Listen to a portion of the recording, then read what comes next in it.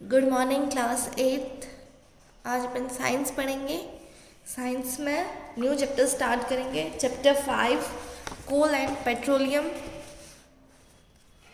चलिए chapter start करते हैं।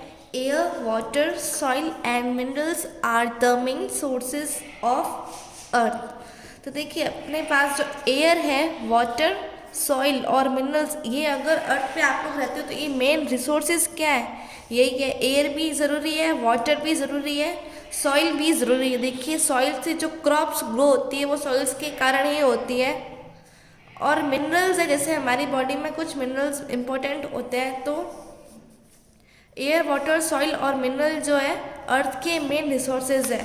The light energy from the sun plays an important role in the survival of life on the earth. और देखिए जो सन से लाइट एनर्जी मिलती है उसका काफ़ी इम्पोर्टेंट रोल है कि अपन जो है अर्थ पे सर्वाइव कर रहे हैं वो लाइट एनर्जी के कारण ही कर रहे हैं।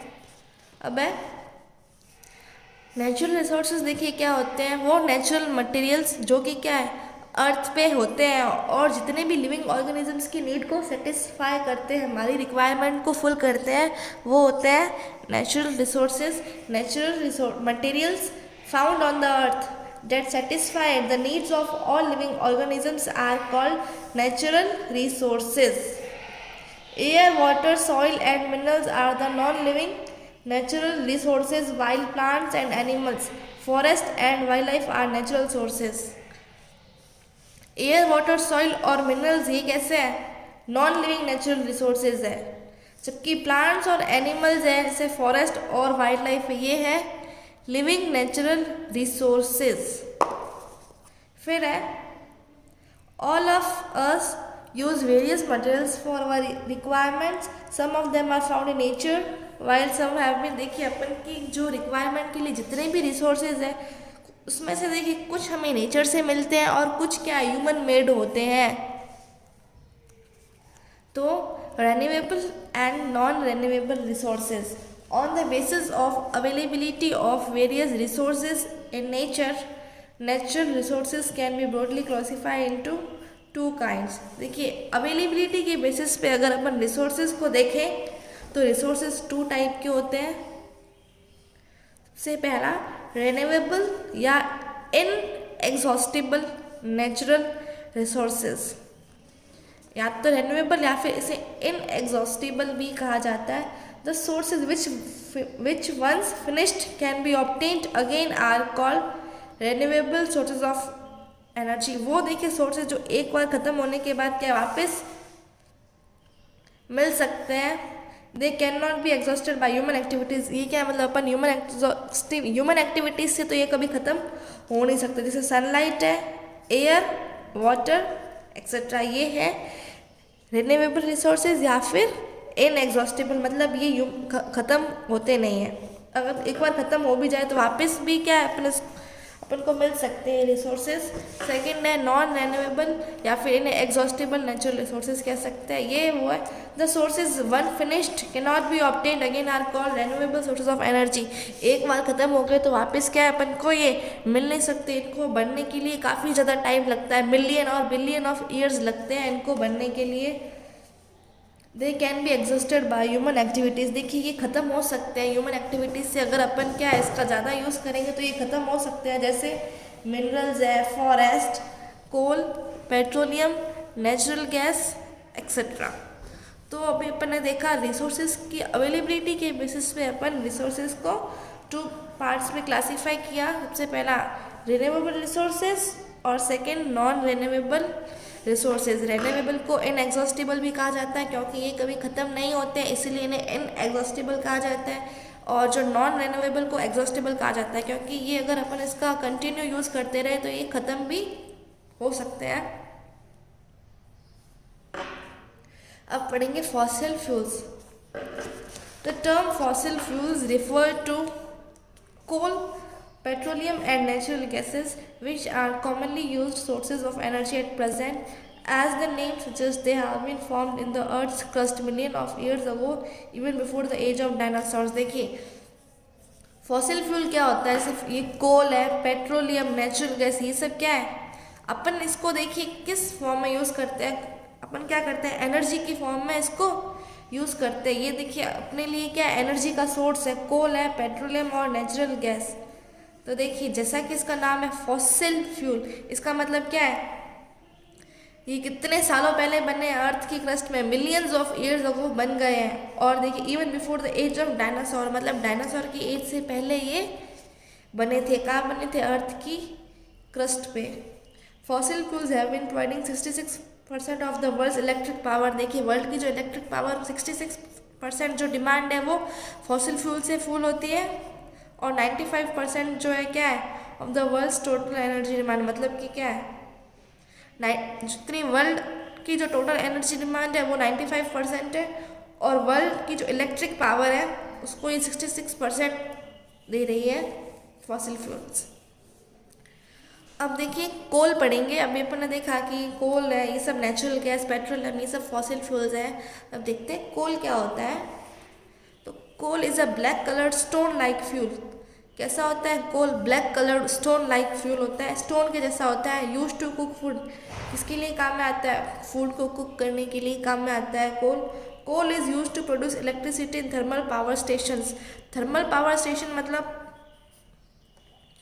वो जो पावर स्टेशंस होते हैं, थर्मल पावर स्टेशन मतलब जहाँ पे हीट एनर्जी, जो एनर्जी को यूज़ में लिया जाता है, उसके लिए क्या है, कोल यूज़ में लिया जाता है इलेक्ट्रिसिटी प्रोड्यूस करने के लिए।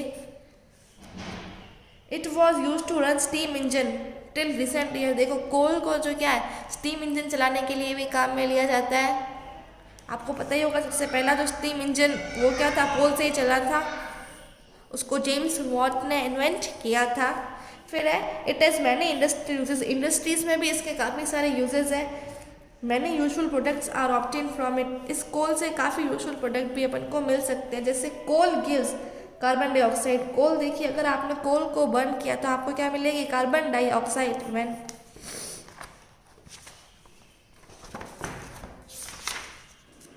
अब है फॉर्मेशन ऑफ कोल। अपन ने देख लिया कोल क्या होता है। अब देखते हैं कि कोल का जो है कैसे फॉर्मेशन होता है। तो during the carboniferous age, carboniferous age मतलब अबाउट 300 मिलियन की पहले की बात है, there was plenty of life and dense forest in swampy and low lying wetland areas on the earth. वहाँ पे पहले इतने 300 मिलियन ईयर पहले की बात है, तब क्या था, प्लांट लाइफ प्लेंटी में थी और जो क्या थी, डेंस फॉरेस्ट थे। कहाँ पे थे, लो इन स्वैम्पी और लो लाइंग वेटलैंड एरियाज जो अर्थ पे थे, वहाँ पे क्या थी, प्लेंटी ऑफ प्लांट लाइफ थी और डेंस फॉरेस्ट थे। फिर क्या हुआ देखिए, plants and other life forms after the death, फिर क्या हो गए, वो मर गए, प्लांट भी खत्म हो गए और एनिमल्स भी क्या, और दूसरी लाइफ फॉर्म भी क्या हो गई, उनकी जब डेथ हो गई तब क्या हुआ देखिए, drifted down to the bottom of the swamps. और फिर वो सैम्स थे जो वो गड्ढे वगैरह थे तो वो क्या चले गए देखिए, जब उनकी डेथ हुई तो वो नीचे चले गए।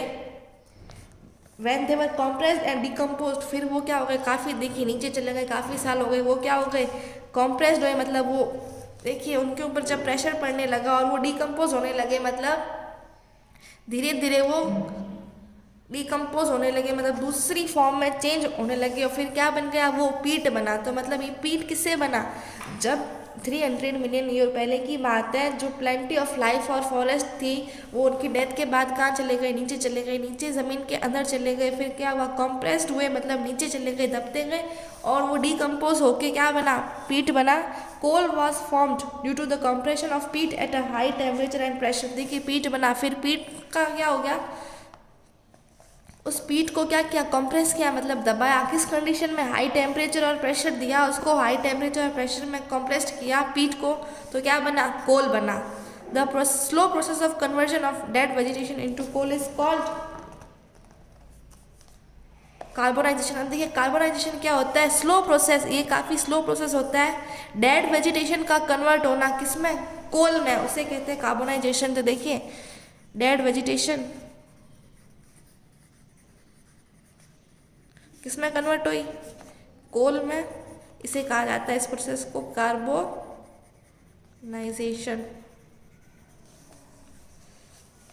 अब इस होल प्रोसेस को अपन ऐसे लिख सकते हैं, देखिए डेड लाइफ फॉर्म क्या हो गया, कुछ बैक्टीरियल केमिकल एक्शन हुई, पीट बना, पीट को अपन हीट और प्रेशर दिया तो क्या बना, लिग्नाइट कोल बना। फिर है as coal undergoes through more heat and pressure it becomes richer in carbon content. देखिए सबसे पहले अपन को पीट मिला, पीट को अपन ने हाई टेम्परेचर और प्रेशर दिया तो वो किस में चेंज हो गया, कोल में चेंज हो गया, लिग्नाइट कोल, ठीक है। फिर उसको और ज़्यादा हीटर प्रेशर मिला तो वो बिटुमिनस कोल में चेंज हो गया। फिर और ज़्यादा हीटर प्रेशर मिला तो एंथ्रासाइट कोल में चेंज हो गया। तो जैसे जैसे कोल को ज़्यादा हीट और प्रेशर मिलेगा तो वो क्या हो जाएगा, कोल ज़्यादा अच्छा होता जाएगा, उसके अंदर कार्बन कंटेंट, कार्बन की मात्रा ज़्यादा हो जाएगी। तो सबसे बेस्ट क्वालिटी का कोल कौन सा हुआ, एंथ्रासाइट, फिर बिटुमिनियस, फिर लिग्नाइट, फिर पीट। तो जैसे जैसे हीट, हाई टेम्परेचर, प्रेशर और टेम्परेचर बढ़ाओगे वैसे वैसे कार्बन कंटेंट, उसमें कार्बन की मात्रा ज़्यादा होगी उस कोल में और उसमें। अब है टाइप्स ऑफ कोल। कोल के कितने टाइप्स होते हैं। The starting material for coal is wood. देखिए कोल का स्टार्टिंग मटेरियल क्या है, कोल मिलता है किससे, वुड से। जैसे आपने लकड़ी जलाई तो आप क्या देखोगे, लकड़ी जो आपने वुड को बर्न किया है वो थोड़ी देर में के बाद कोल में चेंज हो जाता है। तो स्टार्टिंग मटेरियल क्या हुआ, कोल का वुड हुआ। Wood contains about 40% carbon, wood के अंदर 40% कार्बन होता है। डिपेंडिंग ऑन द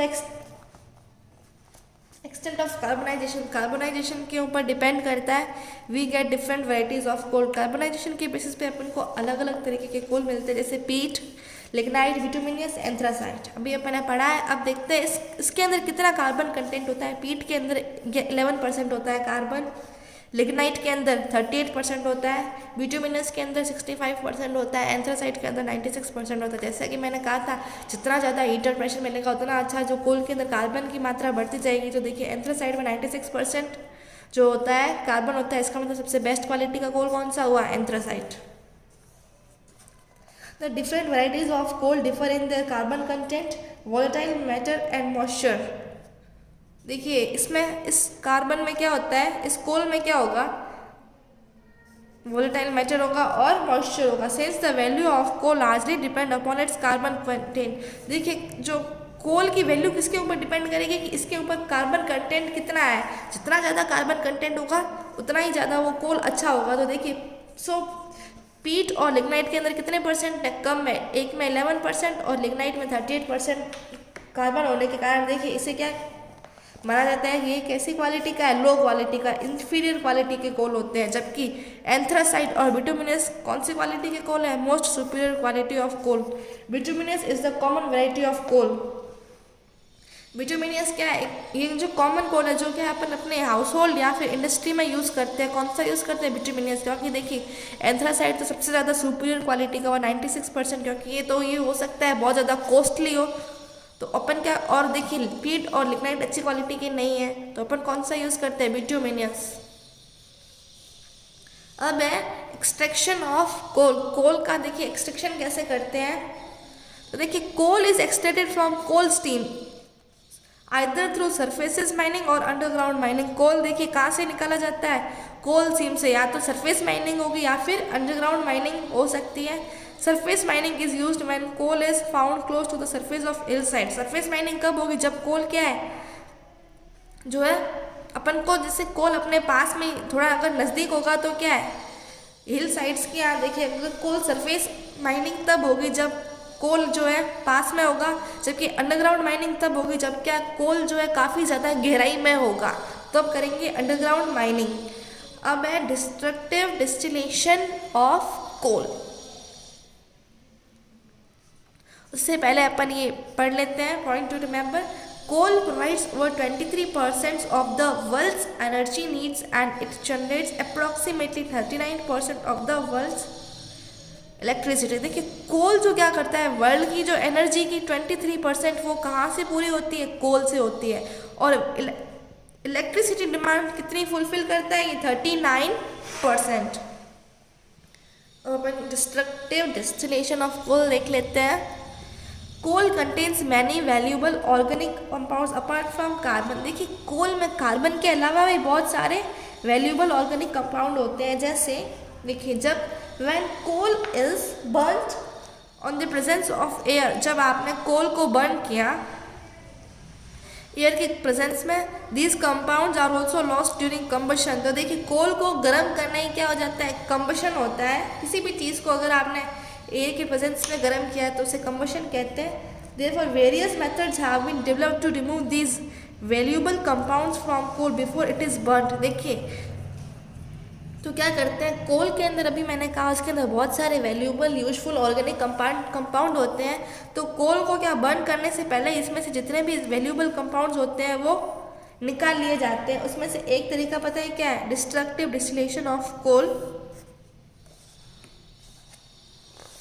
फिर है the process of heating coal to high temperature. देखिए कोल को कितने हाई टेम्परेचर पे हीट किया जाता है, about 1000 degree Celsius in the absence of air. उसमें एयर नहीं होनी चाहिए, उसे डिस्ट्रक्टिव डिस्टिलेशन ऑफ कोल कहा जाता है या फिर पायरोलाइसिस भी कहते हैं। अब देखिए अपन ने जब ये डिस्ट्रक्टिव डिस्टिलेशन ऑफ कोल किया तो अपन को प्रोडक्ट क्या क्या मिला, सबसे पहला कोल गैस मिली, अमोनिकल लिक्वर मिला, कोल तार मिला और कोक मिला। ये अपन को 4 चीज़ें मिलती है। तो देखिए कोल में कार्बन के अलावा भी और भी बहुत सारी चीज़ें होती है, वो ये थी कब मिली, जब अपन ने जो है कोल को high temperature about 1000 degree Celsius में एयर की एब्सेंस में हीट किया, उसे डिस्ट्रक्टिव डिस्टिलेशन कहा जाता है या फिर पायरोलाइसिस कहा जाता है। तो ये एक्टिविटी आप पढ़ लीजिएगा। आज अपन इतना ही पढ़ेंगे।